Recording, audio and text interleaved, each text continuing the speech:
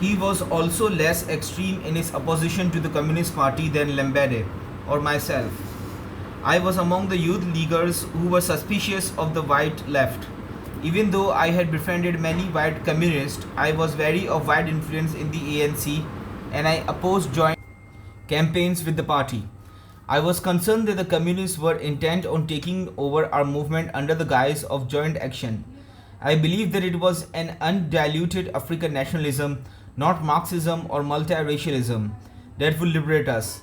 With a few of my colleagues in the league, I even went so far as breaking up CP meetings by storming the stage, tearing up signs, and capturing the microphone. At the national conference of the ANC in December, the Youth League introduced a motion demanding the expulsion of all members of the Communist Party. But we were soundly defeated. Despite the influence the Indian passive resistance campaign of 1946 had on me, I felt about the Indians the same way I did about the communists, that they would tend to dominate the ANC, in part because of their superior education, experience, and training. In 1947, I was elected to the executive committee of the Transvaal ANC and served under C.S. Ramohona, president of the Transvaal region. This was my first position in the ANC proper and it represented a milestone in my commitment to the organization.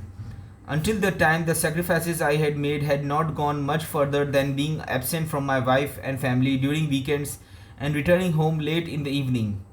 I had not been directly involved in any major campaign and I did not yet understand the hazards and unending difficulties of the life of a freedom fighter. I had coasted along without having to pay a price for my commitment.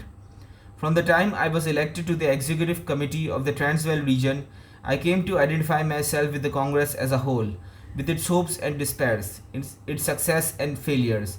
I was now bound heart and soul. Remo Hanoi was another one of those from whom I learned. He was a staunch nationalist and a skillful organizer who was able to balance divergent views and come forward with a suitable compromise. While Remo Hanoi was unsympathetic to the communists, he worked well with them. He believed that the ANC was a national organization that should welcome all those who supported our cause. In 1947, in the wake of the Indian passive resistance campaign, Dr. Zuma, Dr. Dadu, and Dr. Naicker, presidents respectively of the ANC, the Transvaal Indian Congress, and the Natal Indian Congress, signed the Doctors' Pact agreeing to join forces against a common enemy. This was a significant step towards the unity of the African and Indian movements. Rather than creating a central political body to direct all the various movements, they agreed to cooperate on matters of common interest. Later, they were joined by the African People's Organization, a colored organization, but such an agreement was at best tentative, for each national group faced problems peculiar to itself. The past system, for example, barely affected Indians or colored heads. The Ghetto Act, which had prompted the Indian protest, barely affected Africans. Colored groups at the time were more concerned about the race classification and job reservation, issues that did not affect Africans and Indians to the same degree. The Doctors' Pact laid a foundation for the future cooperation of Africans, Indians, and colorettes, since it respected the independence of each individual group but acknowledged the achievements that could be realized from acting in concert.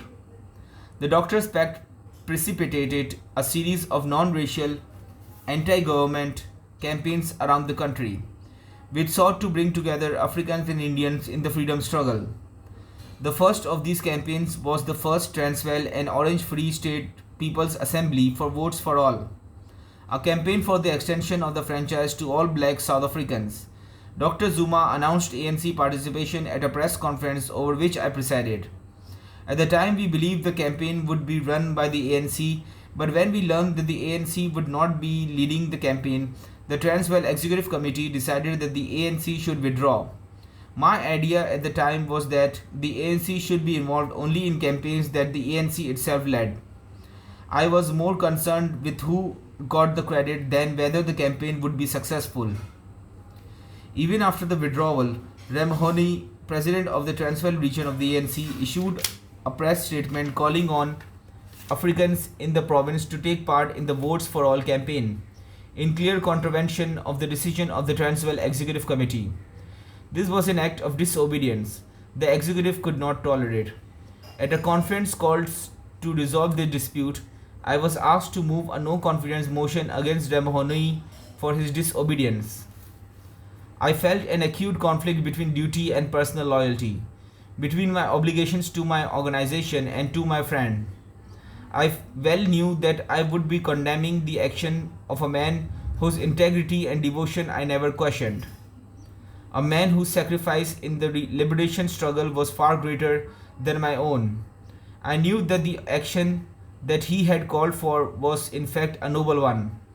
He believed that Africans should help their Indian brothers. But the seriousness of Ramahony's disobedience was too strong.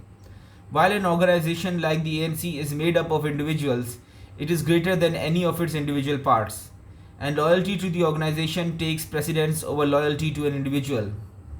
I agreed to lead the attack and proposed the motion condemning him, which was seconded by Oliver Tambo. This caused an uproar in the House, with verbal battles between those in the region who supported their president and those who were on the side of the executive. The meeting broke up in disorder.